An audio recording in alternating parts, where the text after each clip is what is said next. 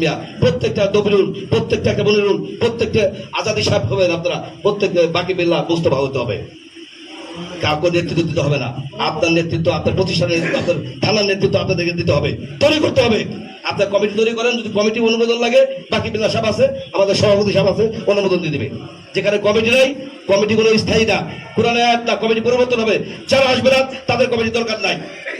আমি স্যারদেরকে অনুরোধ করব, অনেকে আমার পর ভুল বলছেন, অনেকের বক্তব্য দেখতে পারি নাই, খুবই লজ্জিত দুঃখিত, নামাজের আদান দিয়েছে, আপনারা দয়া করে আসবেন। প্রেস ক্লাবে আমরা 1 দিন 2 দিন 3 দিন শান্তিপূর্ণ কর্মসূচি করবো, যে আলোচনার মধ্যে হয়ে যায়। তাহলে এমন প্রোগ্রাম করবো যে ওই যে প্রধান, আমাদের কাছে রাষ্ট্র কিন্তু দায়বদ্ধ, দায়বদ্ধ কিনা বলেন? এই সারা জাতি আমাদের কাছে দায়বদ্ধ। আমরা পাঠদান করেছি, আমাদের মজুরি দিয়েছি, শ্রম দিয়েছি, এই শ্রমের মজুরি আমরা পাই নাই। আমি 31 বছর চাকরি করি, আমার প্রতিষ্ঠান 1995 সালে হয়েছে, আমার থেকে বলা সিনিয়র কেউ এখানে নাই, বয়স আমার কম হতে পারে, কিন্তু আমি 95 সাল থেকে কলেজে জয়েন করছি। আমি বেতন পাই না, আমি চাকরিচ্যুত ছিলাম 16 বছর, আমি বিএনপি করার কারণে। আমার থেকে বড় বিএনপির লোক নাই, বিএনপিতে আমার থেকে অ্যাক্টিভ, আমার থেকে ত্যাগী লোক বিএনপিতে খুব কম আছে। সবাই কোটি কোটি টাকার মালিক হয়েছে, আমার রিক্সা ভাড়া থাকে না, আমার চাল খরচ থাকে না, আমার সংসারের 2 কেজি চাল কেনার জন্য টাকা থাকে না, আমার থেকে কষ্ট কি আছে। আমার সামনে কেউ বড় কথা বলার, ওই মহাসচিব বলেন, রিজভী আহমেদ বলেন, অনেককে দেখেছি, শক্তের ভক্ত ধরে বেঁধুন, আঙুল দিয়ে ঘি ওঠে না, আঙুলকে বাঁকা করলে, শক্ত করলে ঘি ওঠে। আমরা কাউকে বাগাই না, আমরা কোনো পুলিশের না, আপনারা বসে থাকবেন, কোনো শক্তি নাই।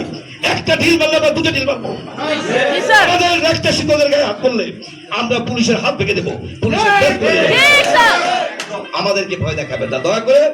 এখনো ভালোই ভালোই মাননীয় প্রধান উপদেষ্টা, আপনার সম্মানের বাতিঘর, আপনার বাংলাদেশের গর্ব, কিন্তু আপনি একটা বৈষম্য স্বীকার করছেন।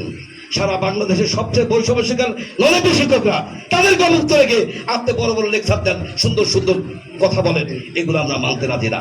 আমরা অনেক সময় দিয়েছি, 1.5 বছরের সরকারকে সময় দিয়েছি। আমাদের ভালোবাসাকে অন্যকে দুর্বলতা মনে করে, আমরা দুর্বল না।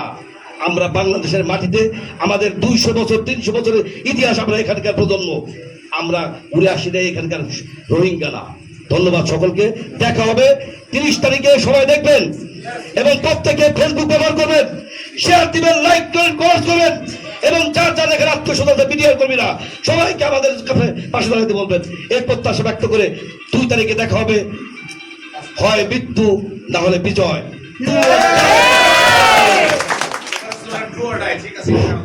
ধন্যবাদ।